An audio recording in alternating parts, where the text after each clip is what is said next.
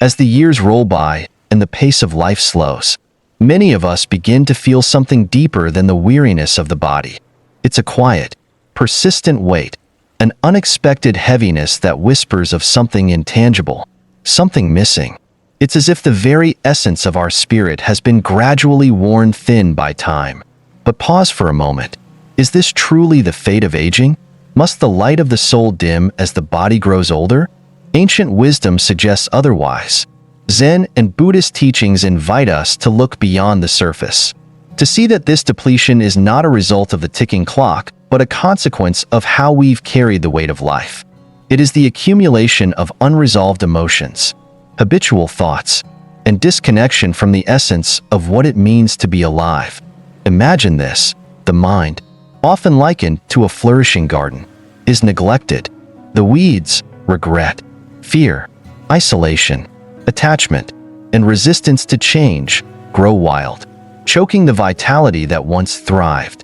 These aren't just abstract ideas, they are the silent forces that drain the soul, making us feel as though we are merely existing, rather than truly living.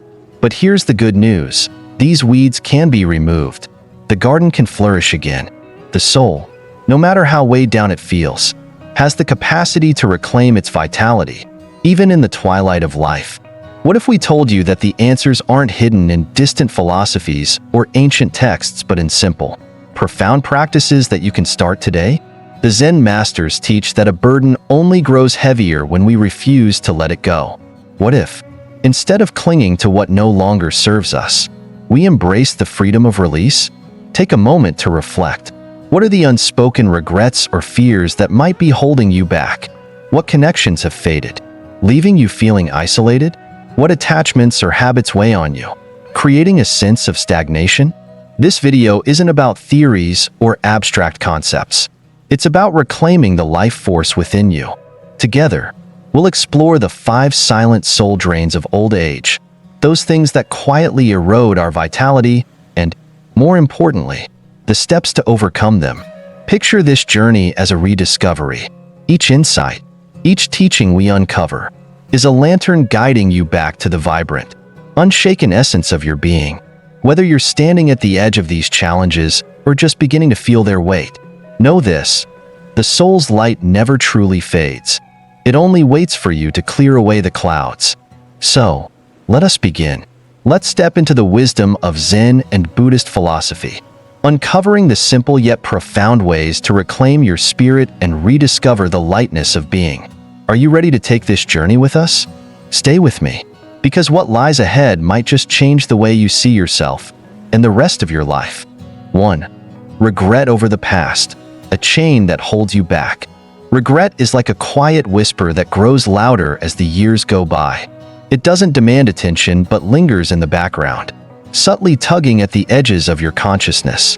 You find yourself replaying those moments of hesitation, the times you held back when you should have leaped forward, the unspoken words that now feel like missed opportunities. Each one feels like a small pebble, but together, they form a heavy burden, weighing on your heart and anchoring your soul in the past. It's natural to reflect on the choices you've made. To regret is to acknowledge that something could have been different. In some ways, regret can be a teacher. It shows us the value of presence and the importance of mindfulness. Yet, regret becomes destructive when we allow it to take root and grow unchecked. It can transform from a fleeting thought into a persistent shadow that colors our view of the present. In the teachings of Buddhism, regret often stems from unmindful living, from acting without fully considering the consequences of our words, thoughts, or actions. The Buddha's profound insight, what we think, we become, reminds us that our inner landscape shapes the reality we experience. The choices of the past may have brought us to this moment, but they do not have to dictate the future. Regret only gains power when we refuse to let go of it. When regret takes hold, it creates a cycle of longing, a loop where we yearn for what could have been. It's like watching a movie you've seen before, hoping the ending will change, even though you know it never will. This fixation on the unchangeable blinds us to the beauty of the present moment. The sunsets you once marveled at, the laughter of a loved one, the gentle rhythm of your breath. All these become invisible beneath the weight of what was or what could have been. But here's the truth. Regret is not a life sentence. It's a signal, a call to action, and an invitation to transform. The first step in releasing regret is forgiveness, not just of others, but of yourself. It's an acknowledgement that imperfection is part of being human and that mistakes are inevitable on the journey of growth. Forgiveness doesn't mean erasing the past, but learning to hold it with compassion and understanding. One powerful way to begin this process is through morning reflection. Imagine waking up each day and setting aside just a few minutes for yourself. Take a piece of paper and write down one regret that lingers in your mind. Maybe it's a choice you made years ago, or perhaps it's something as recent as yesterday. Write it down, not to dwell on it, but to confront it honestly. Then, ask yourself, what did this experience teach me? Did it reveal a strength I didn't know I had? Did it guide me toward a better understanding of myself or others? As you reflect, repeat this mantra: this lesson is my freedom. Feel the weight of those words as they sink in. By shifting your perspective, you transform regret from a chain into a teacher. What once felt like a failure now becomes a stepping stone, guiding you toward greater awareness and intention. Visualization can also be a transformative tool. Close your eyes and picture your regret as a heavy stone you've been carrying in your hands. Imagine walking to the edge of a flowing river. The water is clear, cool, and constant. With each breath, feel the weight of the stone in your hands. Now, gently set it down beside the river. Watch as the current picks it up and carries it away. Out of sight, out of reach. Feel the lightness in your body as the burden lifts. This practice doesn't mean the memory of regret will vanish, but it changes its nature.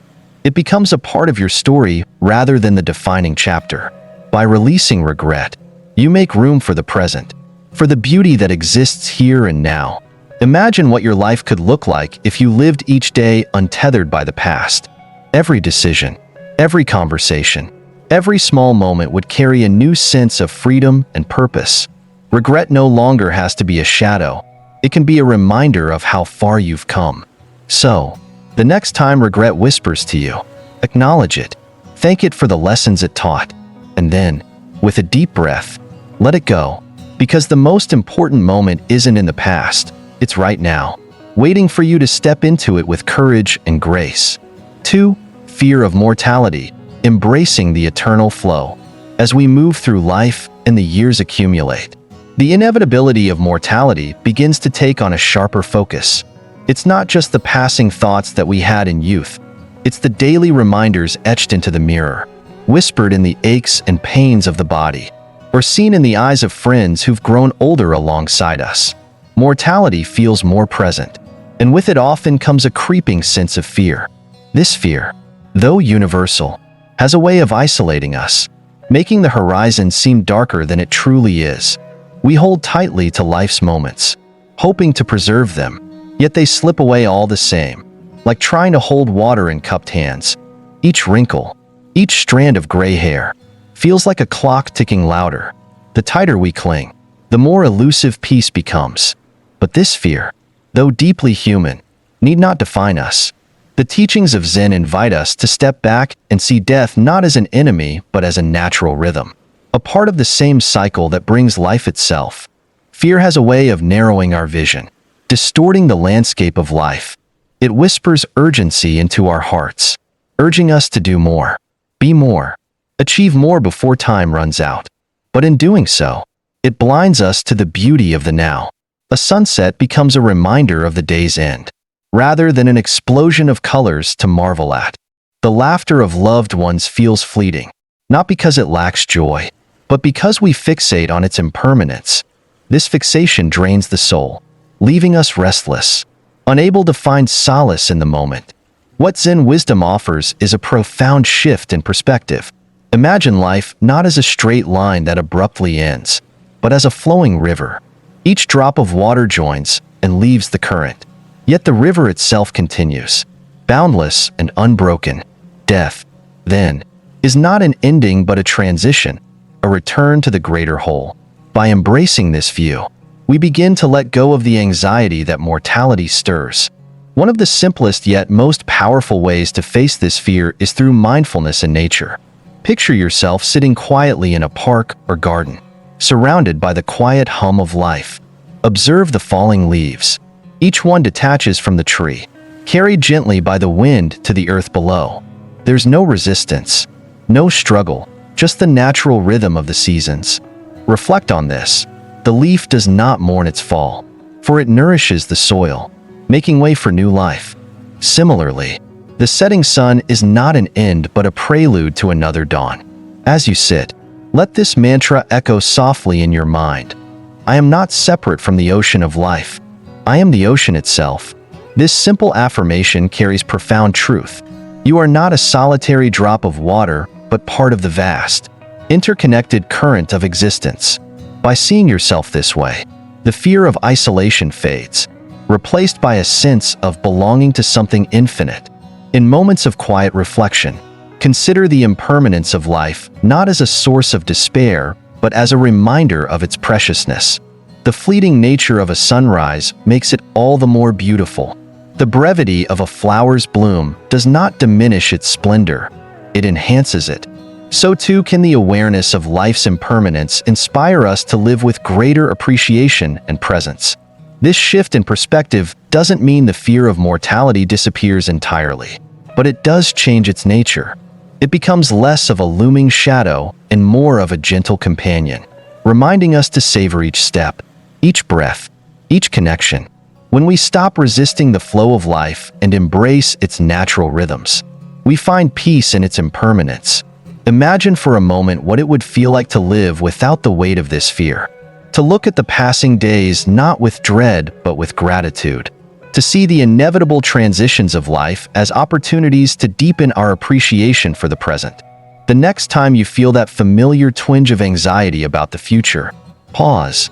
Take a deep breath. Let the present moment wash over you. Remind yourself, life is not slipping away, it is simply flowing, as it always has and always will. By embracing this eternal flow, we reclaim the energy that fear drains from us. We no longer see life's moments as things to cling to, but as gifts to cherish. The fear of mortality transforms into an invitation to live fully, to love deeply, and to find peace in the beauty of being part of something greater than ourselves. Each fleeting second becomes not a loss, but a treasure, and that, perhaps, is the greatest freedom of all. 3. Isolation from others. Rediscovering connection. As life unfolds, the relationships we once relied upon often shift in unexpected ways. Children grow up and begin lives of their own, often moving farther away than we'd like. Friends, once constant companions, may relocate or drift apart. And then there are the inevitable goodbyes to loved ones, leaving spaces in our lives that feel impossible to fill. These natural transitions can leave behind a profound sense of isolation, as if the world continues on while we are left standing still. It's a feeling that weighs heavily, one that dulls the vibrancy of the soul. Isolation is not just the absence of people around us. It's deeper than that. It's the feeling of being untethered from the intricate web of life, of being unseen and unheard. It's the quiet ache of missing not just companionship, but the shared sense of belonging that reminds us we are part of something greater. The Buddha understood this deeply, saying, "Admirable friendship is the whole of the holy life." Connection, in its many forms, is not just a luxury but a cornerstone of spiritual and emotional well-being. Loneliness has a way of clouding the heart. It whispers of inadequacy, convincing us that perhaps we are no longer needed or valued. Without meaningful relationships, the soul begins to wither, losing its sense of purpose and vitality. We find ourselves retreating inward, isolating further. Even when we crave connection, it becomes a cycle that's hard to break, leaving us feeling disconnected from the world and, often, from ourselves. But there is a way back, a way to rediscover the threads that weave us into the fabric of life. It begins with intention and openness. Connection doesn't always have to come in grand gestures. Even the smallest acts can build bridges. A smile offered to a stranger, a moment spent listening to someone's story, or a simple kind word can reignite a sense of belonging. These seemingly small actions have a ripple effect, connecting us to others and, in turn, reconnecting us to ourselves. Acts of generosity are a powerful way to combat isolation. Volunteering your time, whether at a local shelter, community center, or simply by helping a neighbor, creates opportunities to engage with others. Generosity shifts the focus from what we lack to what we can give, and in giving, we often receive far more in return. It's a reminder that we are not separate but deeply intertwined with those around us. Another deeply transformative practice is metta, or loving kindness meditation. Begin by sitting quietly and sending thoughts of love and well-being to yourself. Repeat the mantra, "May I be happy. May I be healthy. May I be at peace." Once you feel centered, extend these thoughts to others, your family, friends, acquaintances, and even strangers. Imagine the threads of connection weaving between you and those you think of. Visualize your compassion spreading outward, touching lives far beyond your immediate circle. May you be happy. May you be healthy. May you be at peace. Through these practices, you begin to realize that connection doesn't have to come from proximity or even familiarity. It's about recognizing our shared humanity, the ways in which we all long for love, acceptance, and understanding. Every interaction, no matter how fleeting, is an opportunity to rediscover your place in the tapestry of existence. Picture the world as a vast net of shimmering threads, each one representing a relationship, a moment of kindness, a shared experience. No thread stands alone. Each is connected to another, forming a beautiful, intricate web. When you reach out, not with expectation but with openness, you strengthen these threads, weaving yourself back into the pattern of life. You realize that you were never truly separate, only momentarily lost in the illusion of disconnection. And as the bonds of connection grow stronger, so too does the vitality of your soul. The weight of loneliness begins to lift, replaced by a renewed sense of purpose and belonging. The world feels fuller, brighter, and more meaningful when you're part of it, not just observing from the sidelines. Isolation may have once clouded your heart, but connection clears the way for light to shine through. And in that light, the soul flourishes. 4. Attachment to material possessions, the weight of things. As life unfolds, we often find ourselves surrounded by the things we've gathered: souvenirs from trips, cherished heirlooms, gifts from loved ones, and items we once thought essential. Each object tells a story, marking a milestone or capturing a memory. Over time, these belongings can feel like an extension of who we are, tangible symbols of our achievements, our past, and even our identity. Yet, as the Buddha wisely warned, attachment to material things can quietly transform from a source of comfort into a source of suffering. The weight of these possessions isn't just physical, it's emotional and spiritual. With every item we cling to, there's an undercurrent of fear of losing it, fear of what its absence might mean, fear of being without. This fear creates a cycle, urging us to acquire more, to protect what we already have, and to define ourselves by these external markers of value. It's easy to confuse possessions with security, but in reality, they often anchor the mind to the external world, pulling us further from the peace that comes from within. Over time, the energy we spend managing, maintaining, and protecting our material possessions begins to drain us. We grow anxious about misplacing things, about what might happen if they're damaged or stolen. We feel a constant pull toward acquisition, believing that the next item, the newer car, the bigger house, the latest gadget, will finally bring satisfaction. But true contentment never comes from accumulation. Instead, it comes from letting go. When we hold on too tightly to material things, we inadvertently crowd our lives with distractions. The soul, yearning for simplicity and clarity, becomes burdened by the chaos of excess. Imagine a cluttered room where every surface is covered with objects. It's hard to move freely, to breathe deeply, to feel at ease. Now imagine that same room, but open and spacious, with only a few meaningful items carefully chosen. The difference isn't just visual, it's emotional. That open space invites peace, and the same is true for the soul. Reclaiming the soul from attachment begins with a conscious decision to let go. This doesn't mean abandoning everything you own, but redefining your relationship with possessions. Start small. Choose one item each week that no longer serves you. Maybe it's a piece of clothing you haven't worn in years, or a gadget that's been sitting unused in a drawer. Hold it in your hands and reflect on its significance. Thank it for its role in your life, whether it brought you joy, convenience, or even a lesson. Then, let it go, with gratitude, not regret. As you continue this practice, you'll notice a shift.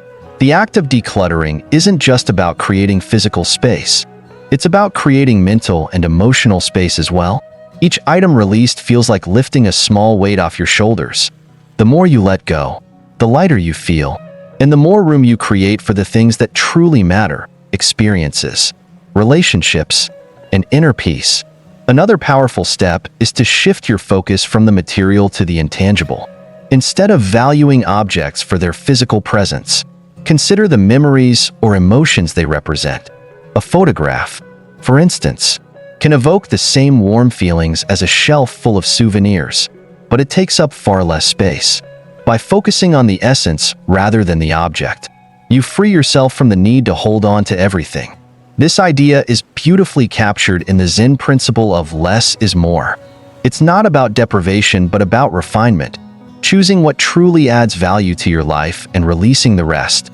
When we embrace simplicity, we discover that joy doesn't come from having more, but from needing less.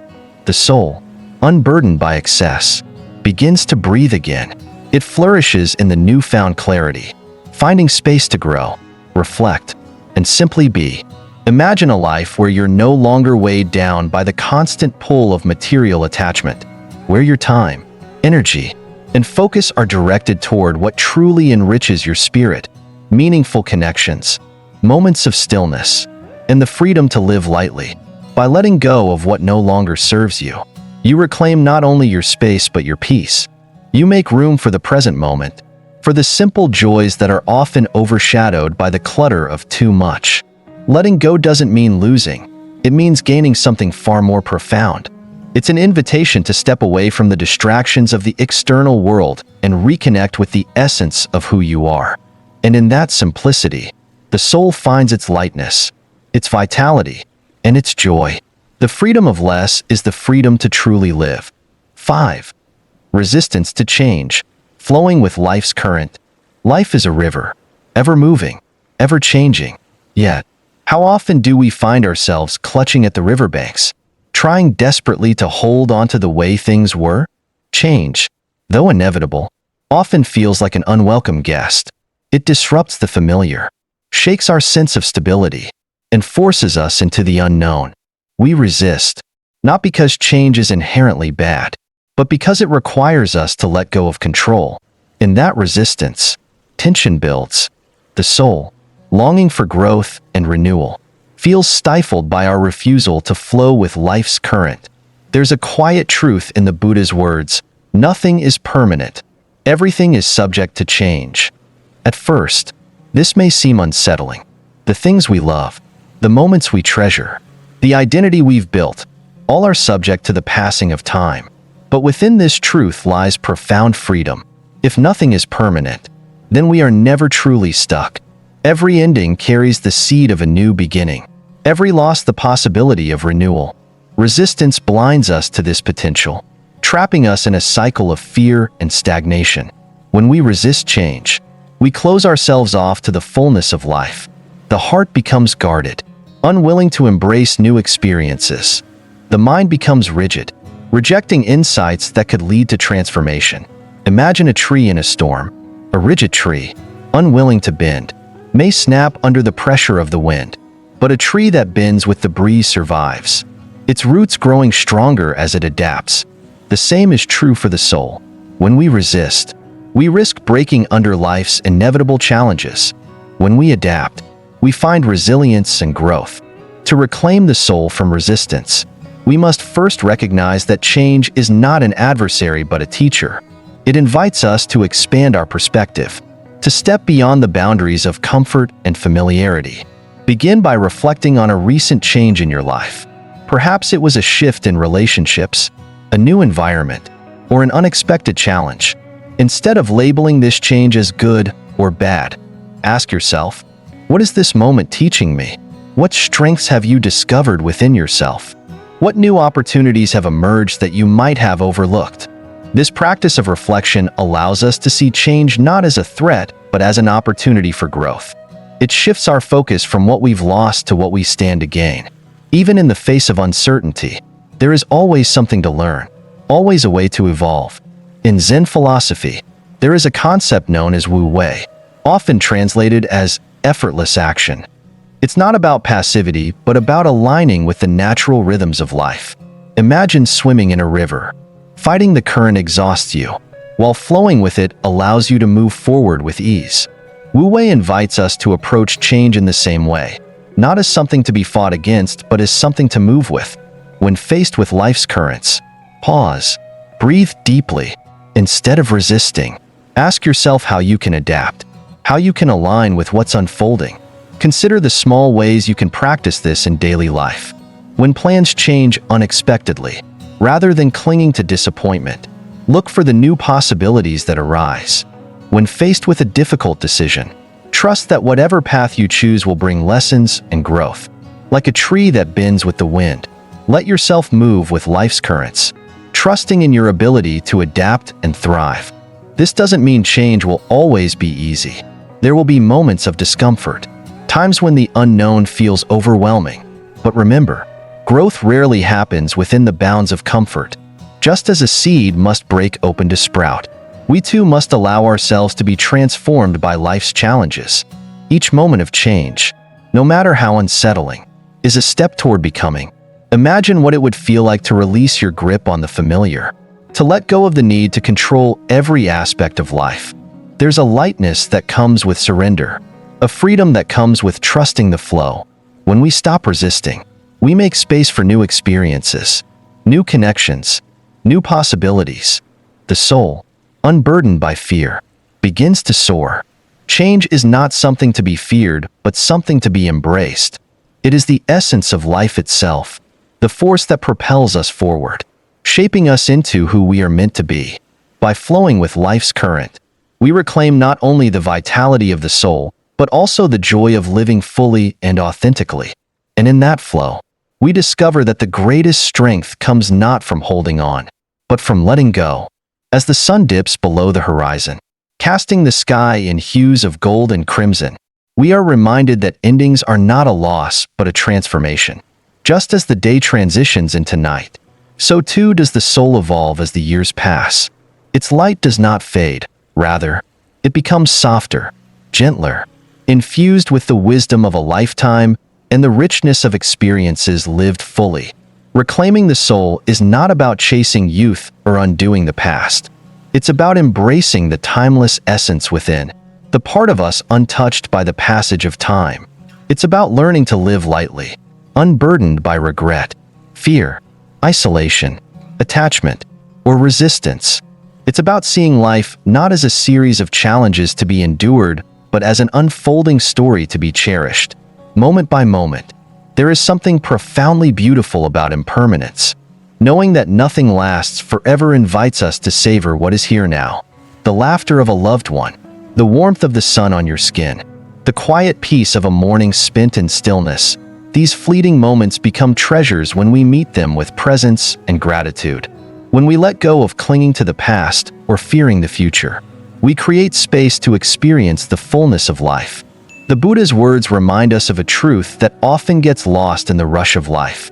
You yourself, as much as anyone in the entire universe, deserve your love and affection.